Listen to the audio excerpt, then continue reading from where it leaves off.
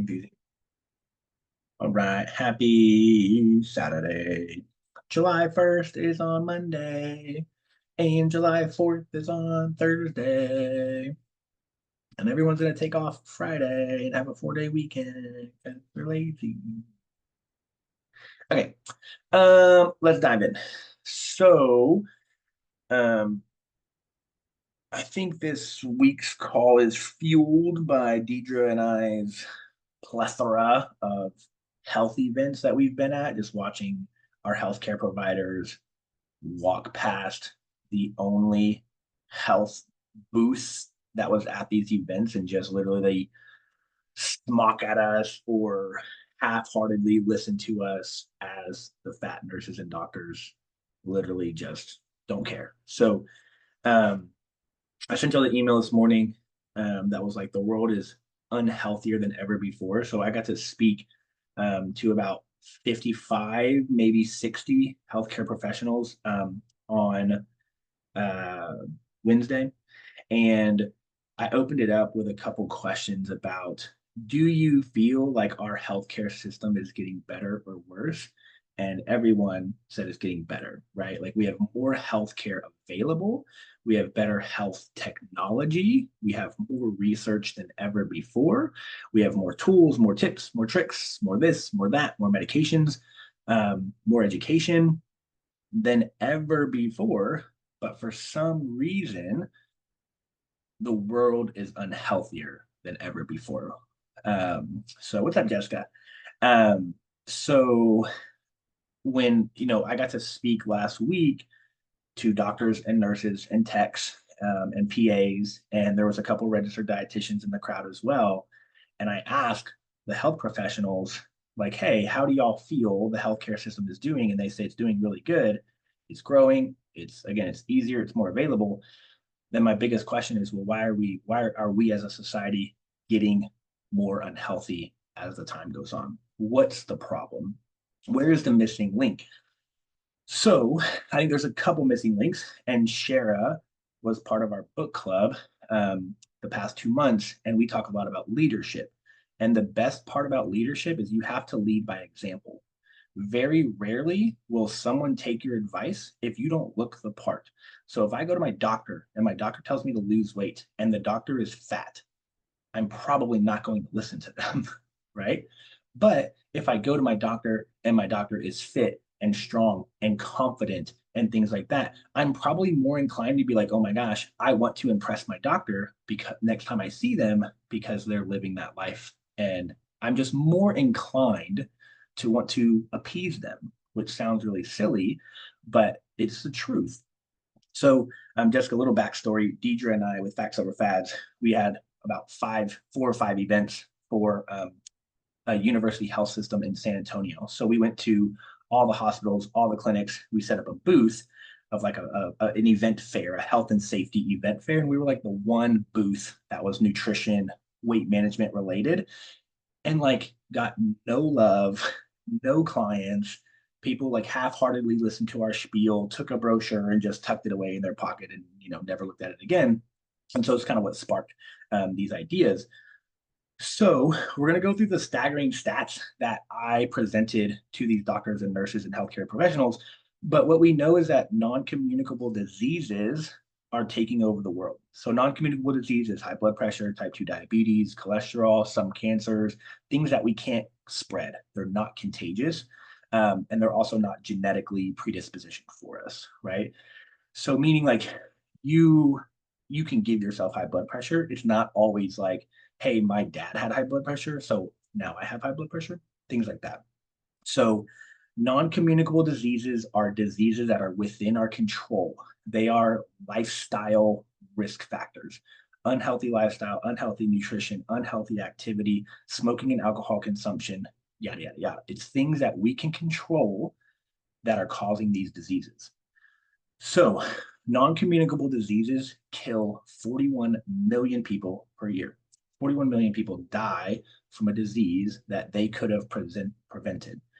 So, hopefully, at the end of this call, my goal is to spark more passion, more fire, more drive for you to continue down your journey because as like what do we call it? As not diverse, as saturated as we think the market is with coaches and healthcare professionals and yada yada yada, we're not doing any good. We're getting fatter by the second. So you still have a purpose, you still have a drive, you still have a mission to do your part, um, because even though it's so saturated, it's not working. So keep your fire alive, keep your drive alive.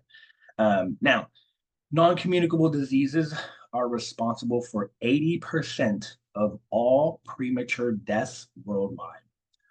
80% of if you die before your time, like you just didn't die of old age, 80% of all those deaths are related to non-communicable diseases. Again, things that we could have done in our control. All right. Some more staggering facts. One of our non-communicable diseases, cardiovascular disease, kills 20 million people per year. The risk factor for cardiovascular disease is obesity, poor lifestyle, poor dietary habits within our control. Cancers that are not hereditary or genetic factors kill 9.3 million people per year. Risk factors, poor diet, alcohol consumptions, inadequate exercise, being overweight or obese. Things within our control. COVID, don't have the numbers of people who died of COVID, but the risk factors were comorbidities. So people who having one or two non-communicable diseases is essentially what that means. Obesity, high blood pressure, diabetes, high cholesterol. You were like 100 times more likely to die of COVID if you had one or two comorbidities. Stroke, risk factors include high blood pressure, diabetes, obesity. Type 2 diabetes kills 2 million people per year. Risk factors, obesity, inadequate exercise, unhealthy diet. So, of those five things, the commonality, the common denominator is obesity and overweight. It's in every single one of those risk factors. Okay. So, we have to do our part to, again, one, not only lead by example, but just I think push out really good, helpful content, and being really strong and stable in your approach to your group, to your population, to your followers, whoever they are. If you bounce all around from it stinks, right? So and we've talked about this before, I think, but like my passion is actually exercise nutrition. I like love doing nutrition for people who are fit and want to go crush life. But my company revolves around weight management, mostly in females. So I have to continuously push and promote weight management nutrition. And it's funny because weight gain clients will reach out to me and be like, "Hey, can you help me? Like, I want to gain 10 pounds." And I'm like, "No, yeah, I can." They're like, "Well, all you do is talk about weight loss." And I'm like, "I know, but I actually would love to help you. You're like my passion. You're like what I actually enjoy doing." So being secure, being stable with the information you're pushing out, however you spin it is however you spin it, however you reword it is however you reword it, but pick a route, pick a population that you're really trying to help and just become the subject matter expert in that area. And do your best not to bounce all around because again, then you become this source that's like people are like, well, one day they were posting about this, and the next day they posted about this, the next day they, and like, what are they actually doing? You know? So try to again pick your route, pick your approach. Who do you want to help? How do you want to help them? And go down that route all the time. All righty. All right. Some more staggering data.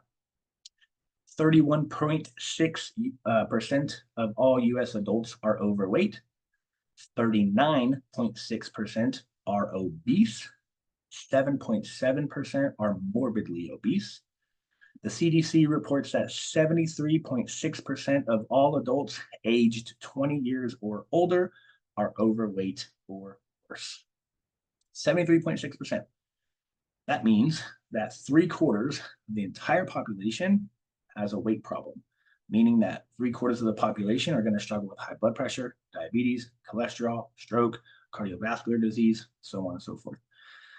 Why, if we have more medications than ever before, we have more coaches than ever before, we have more education and resources than ever before, are we getting worse? Very scary.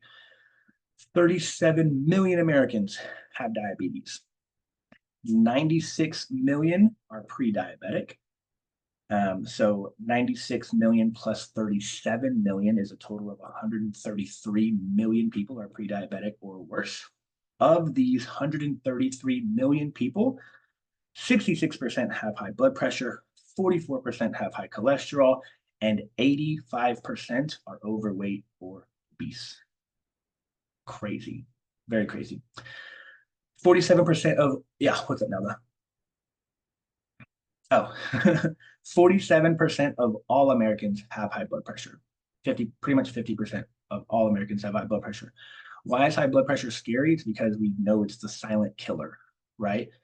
The problem and we were talking about this on our weight loss seminar that we did last month with a pharmacist, Mr. Gilbert. He said, normal blood pressure, let's say it's 120 over 80. The problem is that when it becomes 130 over 90, we don't notice a difference. When it's 140 over 100, yeah, at least I got you. When it's 140 over 100, we don't notice a difference. When it's 150 over 110, we don't notice a difference.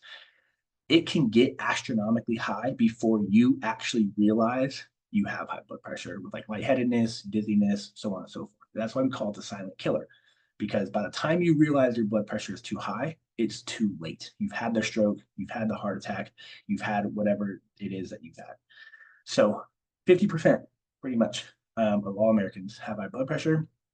Over 100 million Americans have high cholesterol. And then my last bullet point says that it doesn't just affect you, it affects your kids, it affects your spouse, it affects your coworkers, it affects your friends. And here's why. Some more staggering stats for you. 17% of all kids from ages 2 years old to 17 years old are obese. 17%. One of every five kids are now obese, not overweight, obese.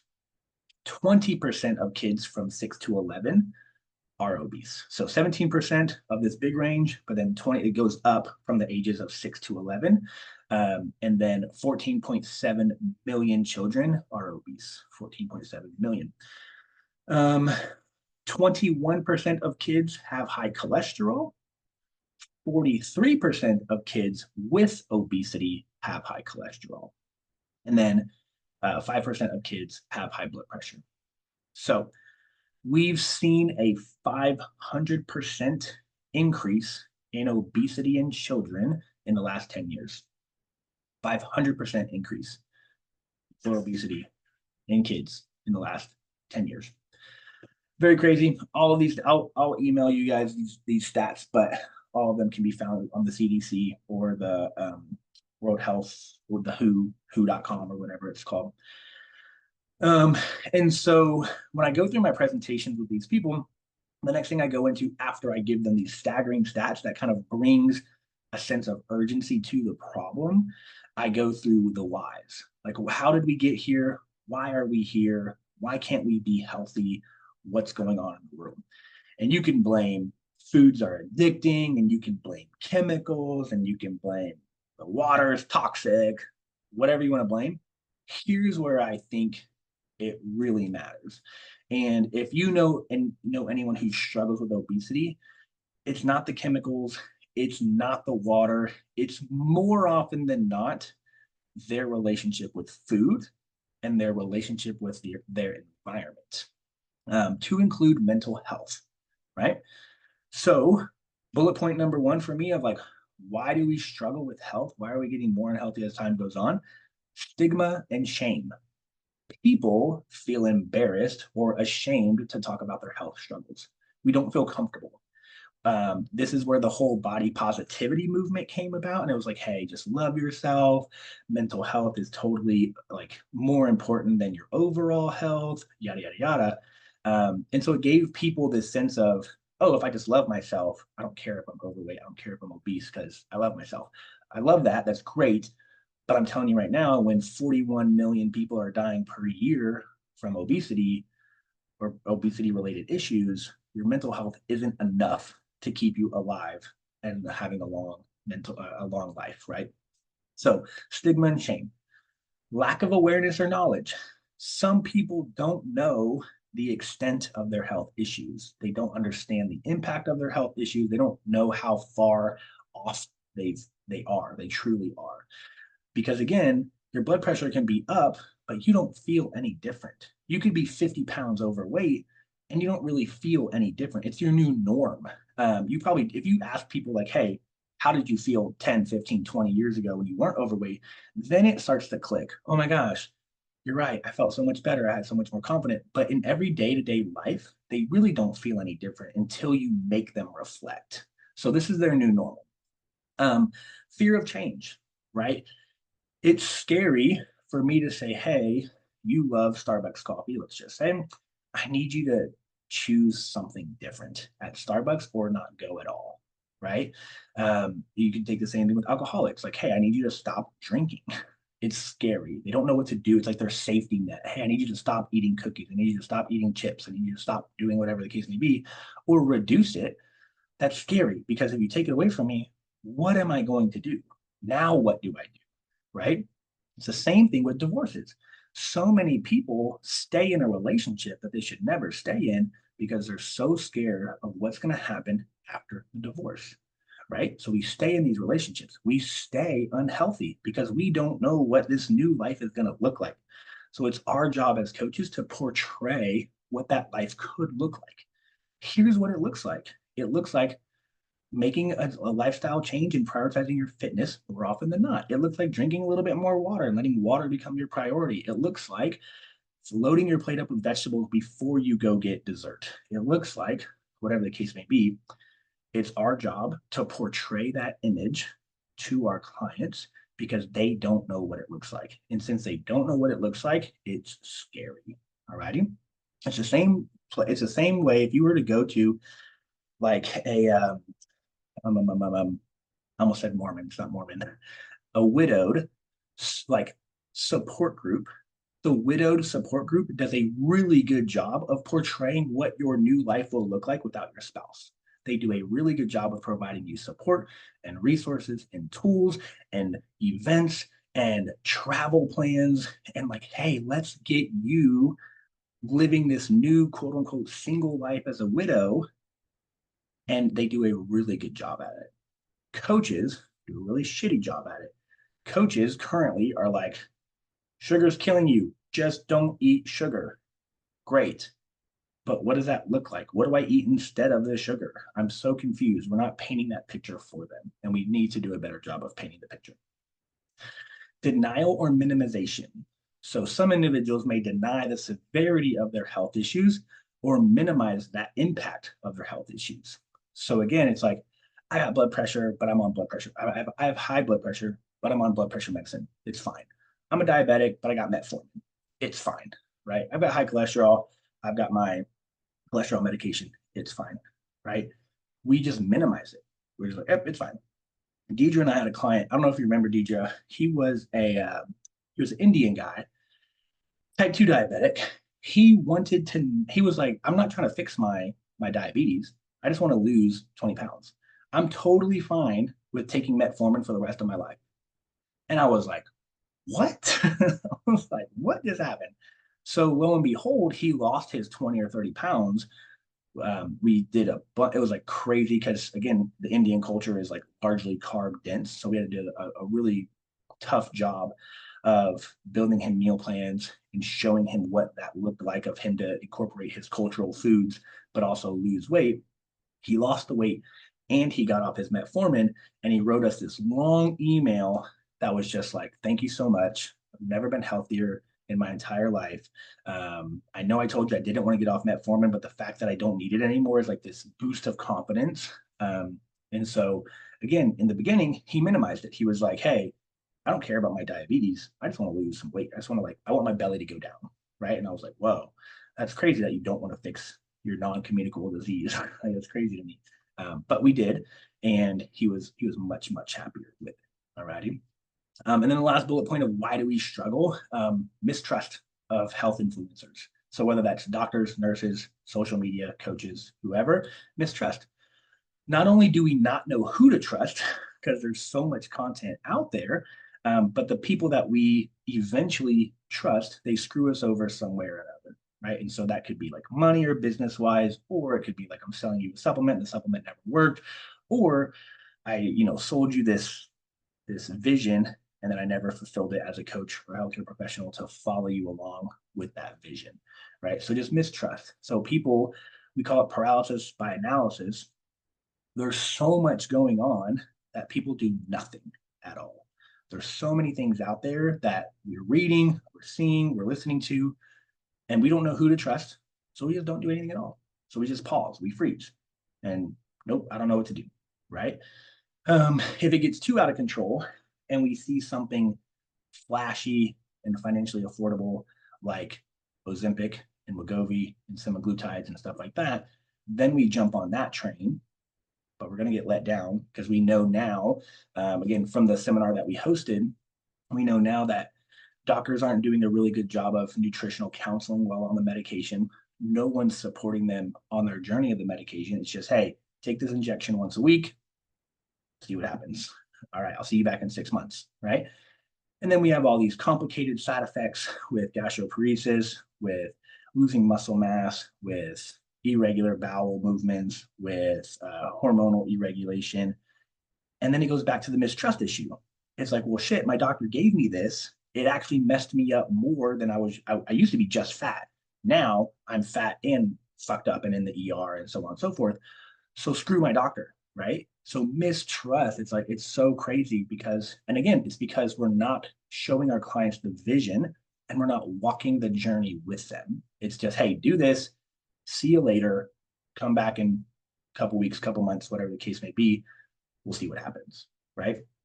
Um, so those are kind of like what I said.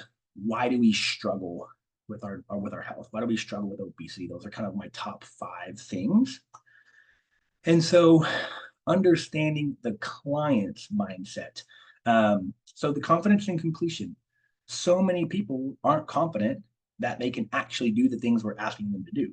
Hey, I want you to follow this meal plan. Hey, I want you to work out 3 times a week. Hey, I want you to do whatever it is that we're asking them to do. They actually don't think that they can do it. And we know the quote of those who say they can and those who say they can't are both normally correct. So if they live in this mindset of I can't, I can't, I can't, I can't, and we don't do our job as a coach to say you can, you can, you can, you can, they will always fail. And if they always fail, they're always going to start, stop, start, stop, start, stop. And we have the yo-yo dieting culture that we know of now, right? So the mindset of I don't want to even try again to be healthy because I've failed so much in the past. So why try? Right? I've tried everything. Nothing's worked for me. So why should I try Jessica? Why should I try Shara? I've done everything. There's nothing you can do that's gonna, wow me essentially. Um, and Wegovy and semaglutides and stuff like that, that had a wow factor to it. So that's why it got so popular so fast.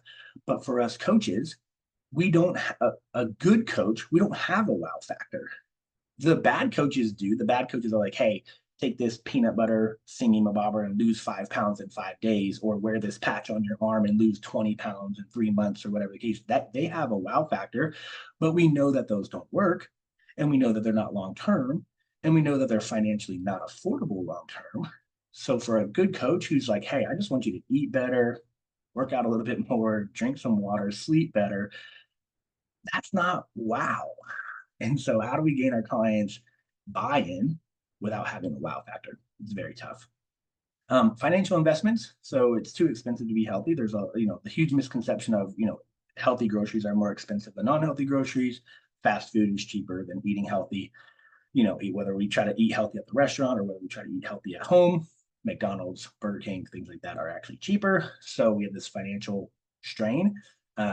Which where we try to do a really good job. And I started to do it as people were walking by our table of saying, hey, most of our clients actually save about $150 to $200 per month on their grocery bill and on their food bill by following our meal plans because chicken, rice, and broccoli is it's actually pretty cheap.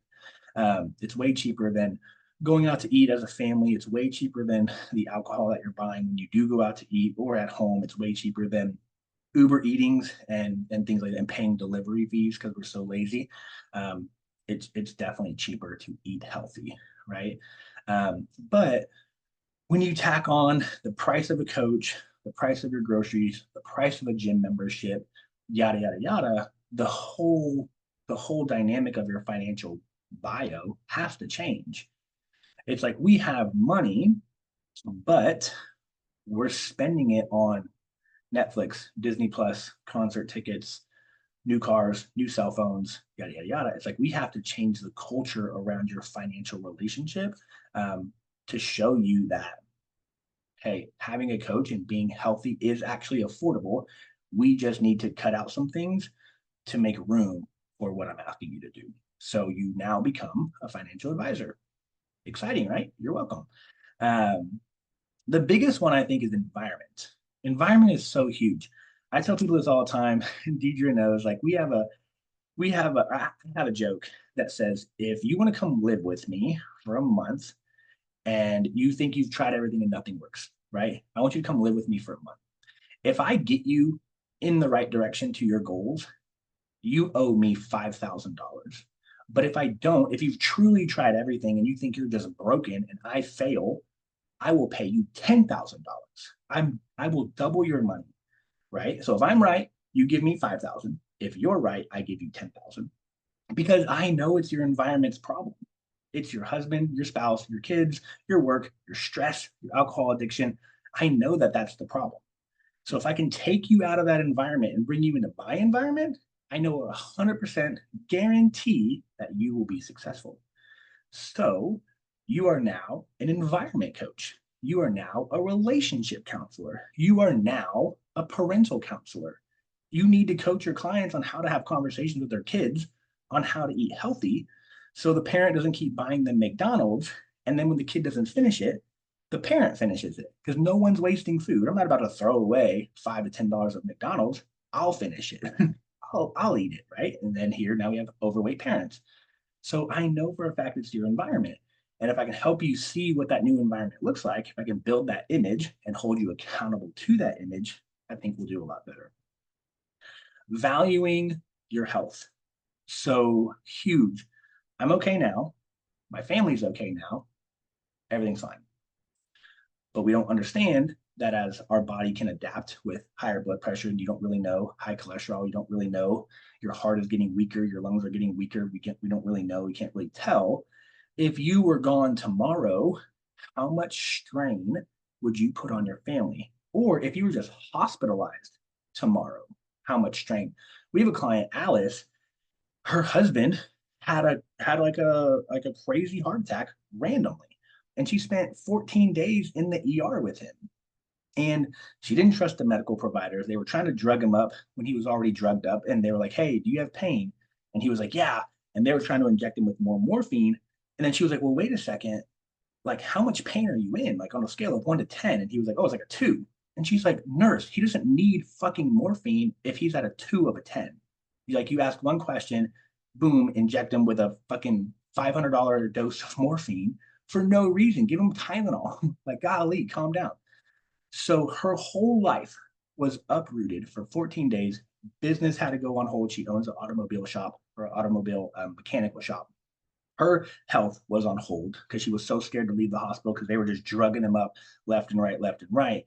Um, and then her kids and her grandkids, their whole life was uprooted as well. Because it's like, hey, we don't know if grandpa's going to make it. We don't know if dad's going to make it. Everyone come to the hospital, spend time with him.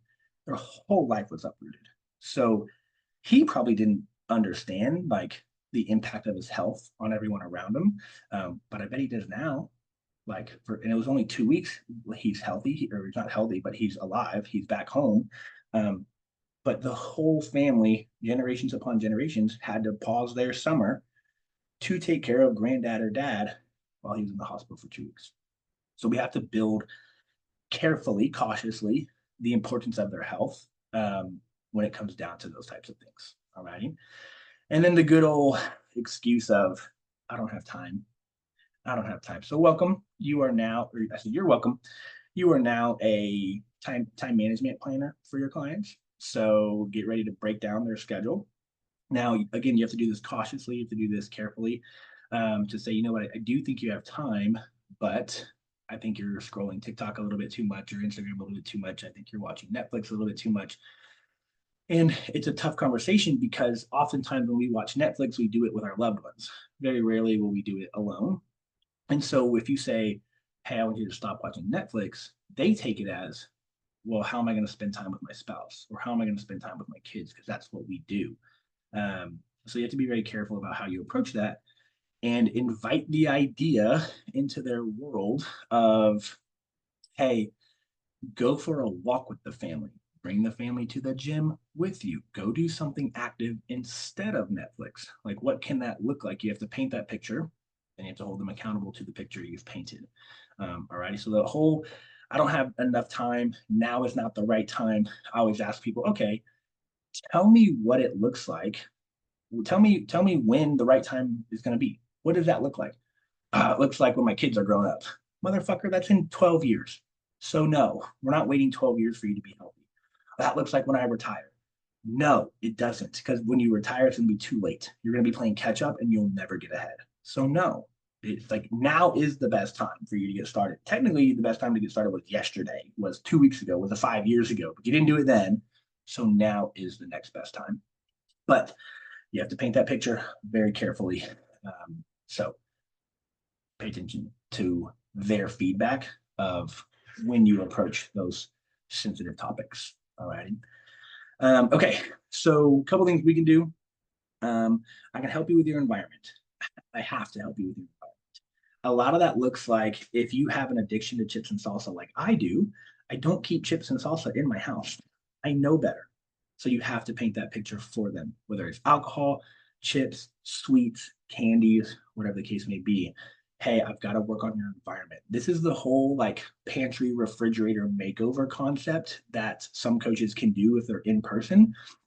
We have to figure out a way to do that virtually if you're a virtual coach. If you can show up in person and again say, hey, I'm going to include it with your when you hire me as a coach, or it's an extra cost, but you can kind of pay for. Like, I will come to your house and I will give you a kitchen makeover, and I will get rid of all the things that I think you don't need.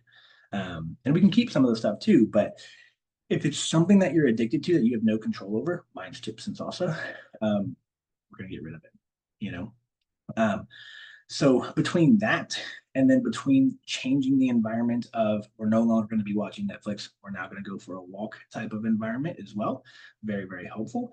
And then helping them with their routine is also part of their environment of saying, hey, you know what? I am going to ask you to wake up an hour earlier, or I am going to ask you to go to the gym right after you get off work. Because if you make it home and then you think you're going to go to the gym after you go home, you're probably not. So I need you to pack a bag. I need you to pack your gym clothes, pack your water. You're going to go to the gym on the way home from work. I don't care if it's crowded, it's better than nothing. Like, because you're not going to come back out. We know that if you had a long day at work, you go home and kick your shoes off, you are not going to come back out to work out. So let's get it done while you're out and about already. Helping your client change their mind and their mindset from the I can't to I can. And we do that by setting small attainable goals. I'm like, hey, now I need you to drink a gallon of water. She's like, Joseph, you own some crack. And I'm like, okay, well, what if we start with 2 bottles? Let's start with like a liter, like 2 little 500 milliliter bottles, right? Let's start there. And I want you to do that for a week. And then let's see if we can add a third bottle. And then let's see if we can add a fourth bottle, whatever the case may be, because that's going to help build their confidence. Oh my gosh, I didn't realize it, but I can drink 2 bottles of water. Heck yeah, been crushing it. That's super simple. It's super easy. Awesome. You ready for your third? Yeah, I'm ready. If they're not ready, don't force it. If they're not ready to add in an extra workout, don't force it. If they're not ready to add in more water or more nutrition restriction, don't force it. Like, just stick with what you can do, helping them feel confident and secure with what they're able to complete. If they're failing, you adding more to their plate is not going to magically make them successful, right? So being ready to scale up or scale back their goals, their priorities is hugely helpful. Now, this is where coaches say, I'll meet you where you are. I meet you where you are. Wherever you're at right now, I'm going to meet you there and we're going to build off of what you're currently doing. I would say probably 99% of coaches fail at actually doing that. It's a great concept. It's exactly what we need to do, but we fail at it because we put our own priorities in their lives. Here's what I want you to do versus you tell me what you can do. It's a very different question, right? Nelda, I want you to get 8 hours of sleep. And Nelda's like, dude, I have two kids under the age of 5. She doesn't, but maybe you do. I don't know. I got two kids under the age of 5. There's no way I'm gonna get 8 hours of sleep. Nelda, get 8 hours of sleep because it's so important. Your hormones are all fucked up. And if you don't get your 8 hours of sleep, you will never be successful.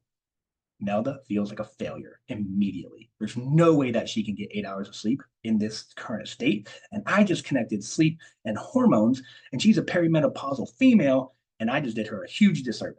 And I created a fear around her failure. That's crazy. She will never be successful. Nelda, I need you to get 8 hours of sleep. Joseph, I can't. Awesome. Tell me how many hours you can get. I can get like 5. I love it. I want you to track your sleep. Let's try to get 5 hours as much as possible, as often as possible, to include the weekends. And then can we build it to 5.5? Then can we build it to 6? Then can we build it to 6.5? And how do we build upon your sleep schedule? Whenever she's ready. It's a very different conversation. So make sure that when you are giving advice to your clients, it's within the direction that they tell you they can do. It's not just you saying, I need you to eat more protein because we know it helps. I need you to drink more water because I said so. I need you to get more sleep because, hormones. We don't give these blanket statement advices because it doesn't do them any good if they can't complete it. It just creates more mistrust. It creates more fear of failure. It creates more of a I can't, I can't, I can't. And our goal as coaches is to say, I can, I can, I can. So make sure you are very cautious of how you're asking your clients questions and how you are giving your clients answers and feedback. Okay, that's pretty much all I got for the scare tactics. So, with all that information, I got in the second part of your email, it says, here's the problem. We're not good, the good coaches aren't present. I think Shara is probably the most present ever on social media, but we're not present. We're getting overran by these other coaches or these other medical accounts that are pushing out crazy shit. And we don't have enough people pushing out strong, stable basics that everyone can complete. So, my challenge for us is to be more present. And whether that's on social media, whether that's texting your clients or emailing your clients or your newsletters or going to events or setting out brochures, whatever that looks like, be more present with your advice within your niche, within your perfect, demographic population that you're trying to target, and be more consistent. That was number 2. The good coaches aren't consistent. I don't know if you guys know Cody Hill. I love Cody Hill. He's a CG trainer or was a CG trainer. Very smart guy. When he makes a really good post, it goes crazy viral. Hundreds of likes, hundreds of comments, blah, blah, blah. He makes like one a fucking month. One a month. I'm like, bro, you could be doing us so good if you could make these more regularly. Because the way he speaks, the way he lays things out, the way he connects the dots, phenomenal. He can take a really nerdy subject and turn it into like anyone can understand it. But he makes the post like once a month. And I'm like, dude, you need to be consistent. You would be way more successful. And we get into the whole fear of I hate social media. It's so hard. It's so boring. I make my social media posts off the cuff when I'm feeling it. Yada yada. If I'm not feeling it, if I'm too busy, I don't make a post. So on and so forth. So a couple times ago, this is where I talked to you guys about the balance of like what I try to do is I try to schedule out posts very frequently. And you can now do that if you turn your Facebook post, your Facebook profile into a professional account, not a business page, but it can be a professional account. You can now schedule things from your phone. Instagram can be scheduled, your Facebook groups can be scheduled, and your business page can be scheduled. Now, Shara was like, hey, when you schedule stuff, it doesn't get the attraction that if you make the post right then and there. Absolutely correct. So then when you're having a hot moment and you're all up in your feels as a coach, go ahead and make that fire post and go ahead and make it then. So if it's only once a month, like in Cody, that's okay. But you've scheduled out 15 other posts that still give you kind of a little blimp into your clients and your followers' world. It's not just this one random post every month. It's now 15 decent posts that give good content and good information if I were to stumble upon it. And then boom, we lay down the grand finale once a month. Or for me, it's more like once a week, I'll make a really good post. Right. Yeah, share said give something give things for people to binge. Um, I have no. I have seen that you try to post more. Um, and so going back to a calls or a couple calls ago of like, don't be afraid to use Chat GPT or AI or whatever the case may be to get kind of um, flowing, I guess is kind of what I do. I think I told you I've asked ChatGPT, make me 5 social media posts about health, nutrition, and fitness. And I just read them and I'm like, oh my gosh, cool. This is like totally forgot about this concept, this concept. Now I'm gonna go use my own words to make the same post, but ChatGPT helped me get there. Right. So um, use the tools and the resources available for you to help push out more content more consistently. Um, the next bullet point I put on here is coaches aren't the good coaches are, I think I meant to put aren't challenging, but I put aren't challenging. We're not holding our potential clients to the flame as good as MLM companies. Cody, Tyler, and I did a podcast on the Fit Chat about the success of MLMs and why they're so successful. It's because they can pressure the shit out of you.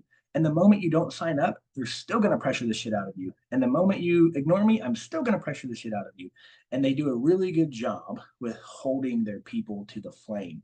Hey, Nelda, you said you were interested. You said you had to lose 10 pounds. I'm ready for you. I'm waiting for you to sign up. Sorry, Nelda, I don't mean to keep picking on you. I'll pick on DJ next.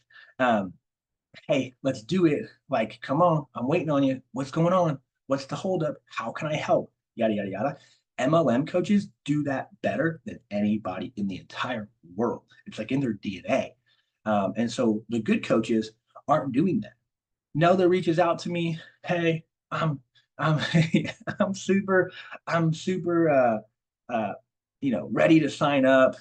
Tell me what I gotta do next. And I'm like, Nelda, go to factsoverfads.com, girl. Pick whichever option works best for you. Super excited to work with you. Nelda never does it. I forgot about her. So like months go by.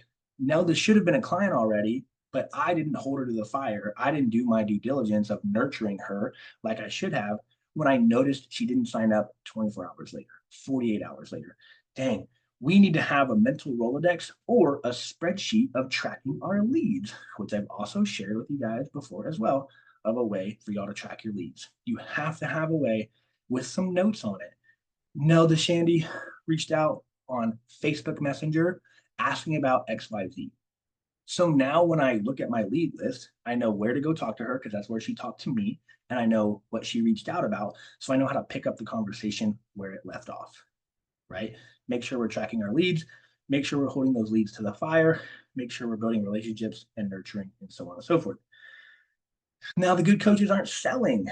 So maybe we are nurturing, maybe we are, really trying to give our clients or our potential clients more information, more content, more resources, more this, more that, but we never ask them for the sale.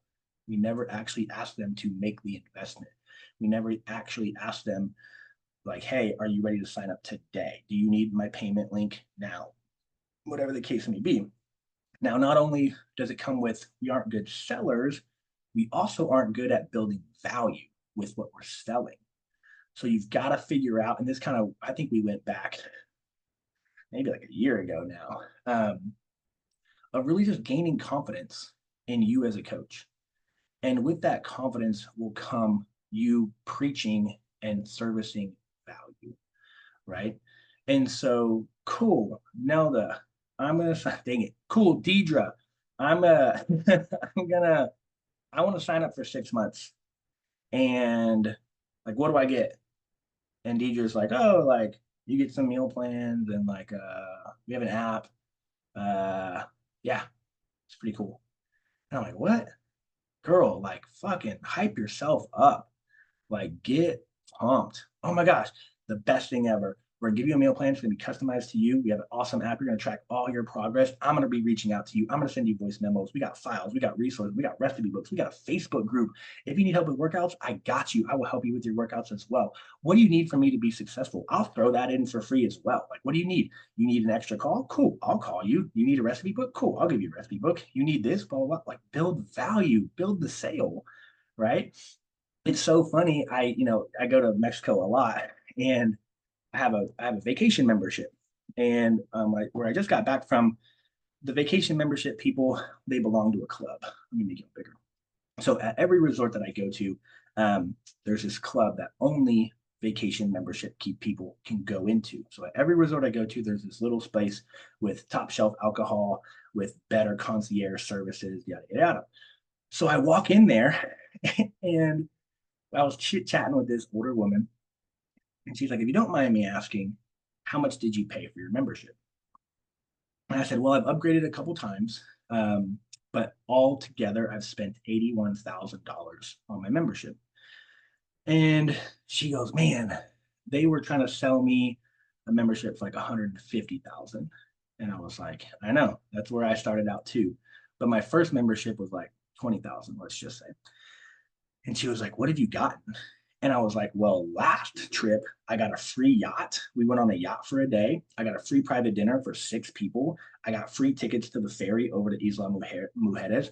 The trip before that, I got 2 bottles of tequila for free. I got like a bunch of little gifts and knickknacks from Mexico. I got upgraded to presidential suite. The trip before that, I got yada, yada, yada, yada, yada, right?" And here's how it happened. It's because the salesperson, and I think I've talked about this before, but I would love for like us to go train underneath this sales team because their sales skills are amazing. They literally sit down with you. One, they take you to breakfast. So the first thing they do is feed you. Second, they take you to the most expensive room in the resort. So they show you the presidential suite. And they're like, "Oh my God, look how amazing that!" Like rooms you've never been in, and you didn't even know existed. So they get you like, "Oh my gosh, like this is available to me." And then they sit you down and they start talking about like your budget, what you get, building value. And then when you say no, they keep building value while also either keeping your price the same or decreasing your price. So what you'll learn is to barter. You'll learn to negotiate. So, every time I go to upgrade, I negotiate the shit out of them, and I just make them give me more value. I make them take my whole group, my whole family of 6 people on a private yacht, to a private island, to a private dinner with 2 bottles of top shelf tequila. Like, because I'm in control. I'm the consumer. They need my money. You need your client's money. So you might as well give them what they want. You might as well build the resources, which is why, like last time we talked about it and we sat down and we built things.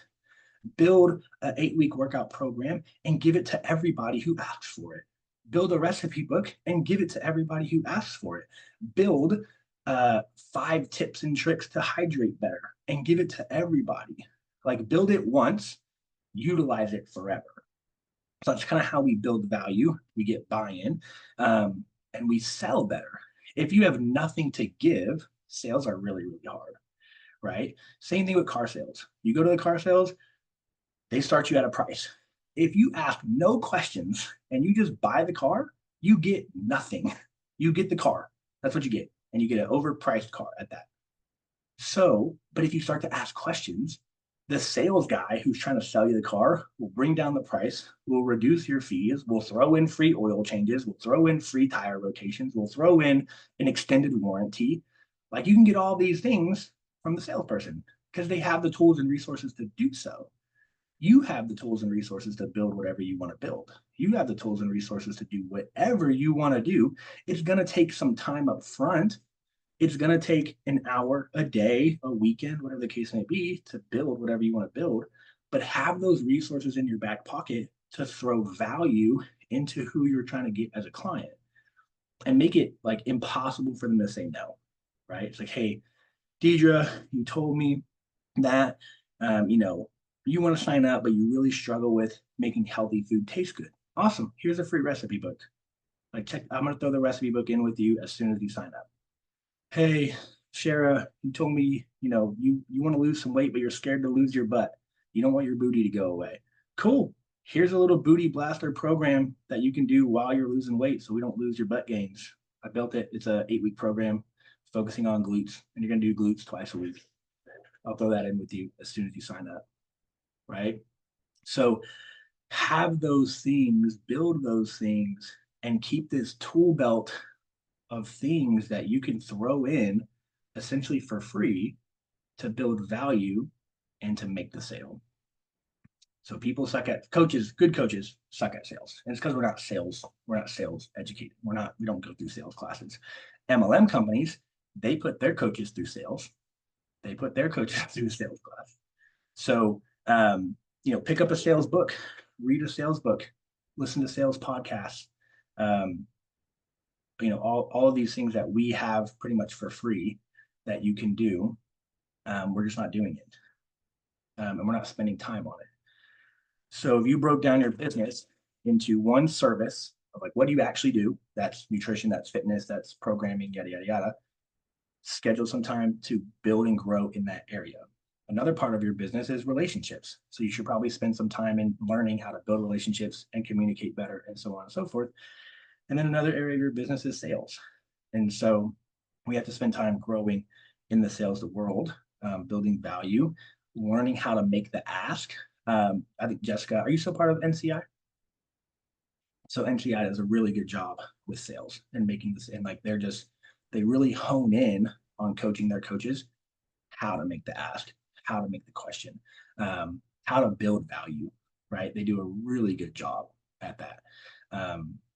And so it's a missing link that a lot of us don't do. We think that just because I have a boot camp, people should just be showing up, and they're not. Just because I have an app, people should just sign up, and they're not. So we've got to get out there. We got to push. All right, we got about 5 minutes left. I've chatted your ears off long enough. Questions, comments, concerns. Let me get a sip of water before I die. So, Joseph, how would you deal with someone like me, for example? I exercise, I watch my diet, you know, I'm fairly good about everything, right? But yet I'm pre-diabetic and my pressure is high. You're asking me as a coach? Yeah. You want unconquerable Joseph, or do you want facts over fats Joseph? Give me a little bit of both, Josephs. All right, all right. I mean, So because I do. I mean, I've done the challenge, the nutrition challenge with you. I mean, and prior to that, I mean, I always watch what I eat. I track my calories, I track my protein. So so with exercise, when someone says I'm pre-diabetic or I'm diabetic, I just immediately go to you don't have enough muscle mass. It's the first thing I go to. You don't have enough muscle mass. And we're not going to get muscle mass through boot camps. I'm sorry. I know a lot of us come from a boot camp world.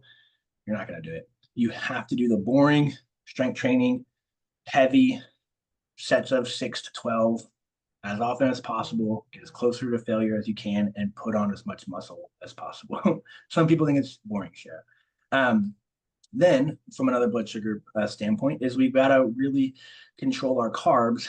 But if you're like, well, I'm controlling my carbs pretty good, then I want you to control your carb sources. So, hey, I only hit 100 grams of carbs, which is like a pre-diabetic, recommended guidance. Like you can have 100 grams of carbs a day, but it's coming from like rices and potatoes. Okay, I want it to come from whole grains, oatmeal, and sweet potatoes or quinoa. I want you to change up your sources of carbs. I want you to have carbs that are higher in fiber to help see if we can regulate your blood sugar that way. Blood pressure, a little bit of watching your electrolytes and watching your salt intake, a little bit of watching your hydration. And honestly, the best thing for you to do is probably train at a really high intensity. Because if I can max out your VO2 max, if I can push that in the right direction, your heart's going to get stronger and your blood vessels are going to become more elastic. So they're going to be able to stretch and contract a little bit better, which will decrease your blood pressure. So you have kind of a two-part, thing is, hey, let's do some more strength training. And then, hey, let's incorporate some super high intensity exercise, which was what our Unconquerable Challenge was a couple months ago, where I was like, hey, I want you to sprint a half of a mile. I want you to sprint through 50 burpees, right? So doing those things will help increase VO2 max. As we increase our VO2 max, your blood pressure will come down. okay. AKA, you're not working hard enough. That was it. Exactly. That was the unconquerable answer. But it stinks, right? Because I asked someone the other day who was kind of in a plateau with, I'm not her strength coach, she has another strength coach. And I go, do you remember when you first worked out with your strength coach? She's like, yeah. I was like, was it comfortable? Did you almost like throw up and die? She's like, yeah, I almost threw up and died. I'm like, awesome. When's the last time you felt like that? And she was like, oh, I haven't felt like that since that day. I'm like, exactly. You're not working hard, right? It sucks. It's so uncomfortable. But I ask people all the time, like, when's the last time you almost made yourself throw up during your workouts? If the answer is never, not working on and it doesn't have to be all the time. This isn't like every workout needs to kill you, but this is like a gut check of I could probably pick up the intensity. I could probably make my legs shake a little bit more. I could probably make my heart beat out of my chest a little bit harder. Um, because in the beginning of new fitness people, they don't know how to regulate their intensity. They have no clue. They're like, you tell them to do 20 squats, they're going to do 20 squats regardless if they pass out, puke, throw up, or poop themselves. They're going to do 20 squats. Once you do that once, you're like, I will never do that again. And you set up these boundaries, these speed bumps, these hurdles to make sure that you never feel like that again. But that's where most of the growth happens. That's where most of the adaptation happens, is pushing yourself closer and closer to your boundaries. To include strength training, we know that in order to build muscle, you have to get within 1 to 2 reps of failure. So that's uncomfortable. Like you're just going through the motions doing 3 sets of 10. You're never really approaching failure. You might want to go back to failure. But when you were a new client and your coach was like, hey, you're going to do 10 push ups and you're fighting for your life on push up number 8, and you like, for whatever reason, you won't go down. I've seen people hold like a half of a push up for like 30 seconds because they really wanted to fight for that last rep. But now here we are weeks and months later, and when you start to get tired, you just stop. I got to 7. I was good. I was like, man, the first time you did it, you fought for 8 like your life depended on it. Why don't you go fight for 8 again? You know, we put up these, and it's for good things, right? We don't want to throw up. We don't want to poop ourselves, right? We put up these limitations, these limiting factors. But that's really where most of the benefits are. Yeah, the monster. Yeah, it's crazy. Like, and this is where I love working out with other people. I love it. I'm like, man, because I get lazy. 1 of every 10 of my workouts are probably really, really tough, and I walk out of that gym fumbling and dying. But man, if I could do 2 out of 10 or 3 out of 10, I probably could benefit a lot more. And having a person with you who is also driven in that direction, not just a chatterbox, and not just a hey, let's chit chat for this full hour, can do you some really good. Like me and my buddy, when we work out in the morning, we have days where we chit chat. And then when he tells me or I tell him, hey, headphones are on, like that's our word. Headphones are on. That's all we say. And we know, like, I'll talk to you in an hour. Like, I'm not going to talk to you for the whole workout. Headphones are on. And we push it and we go, what up, Deidre? Yeah, I was gonna say that's pretty much how our workouts goes. We're just like, all right, music on, just tap me on the back if I need if I need to do 2 more or something. So Yeah. Um, yeah, it's crazy and it's uncomfortable. Super, right? So like we have a buddy coach, Lane, and he made a video the other day about failing on bench press. He called it, he like failed safely, right? But it's like, man, how long has it been since you've actually pushed yourself to failure? And that's probably why we're not seeing progress. That's probably why we're not building the muscle we need to build. That's probably why our blood sugar is not getting controlled. That's probably why our blood pressure is not getting controlled, or blood sugar, whichever one I said first. So we just got to push. We just got to push. Work a little bit harder, do it smartly, but set. And this is where goals are like, hey, I've been squatting 100 pounds. I really want to work to 105, 110, 115 pounds. Setting goals are so, so helpful with making sure that you're holding yourself accountable to hard work. Because if you just go through the motions and you just like, oh, today's leg day, just going to go do whatever I feel like doing, very hard to see progress. All righty. I know I can ask you this all the time, but where can I find your link to set up a talk one-on-one? Good question. Your calendar. I don't even know that answer. Oh my God, my password. Why don't you remember who I am? I need to add it. I'll add it to the email templates when I send it out the recording. Um, Copy link. How do I find the chat? Chat. Boom. All right, there it is. Okay. All righty, let me jump on here. I gotta jump on some more calls until 2 p.m. I'll kick you guys out the recording and the notes here in a little bit. But if you have any questions, just give me a holler, let me know. Thank you. Bye. You're welcome. Bye, everybody. Have a good weekend.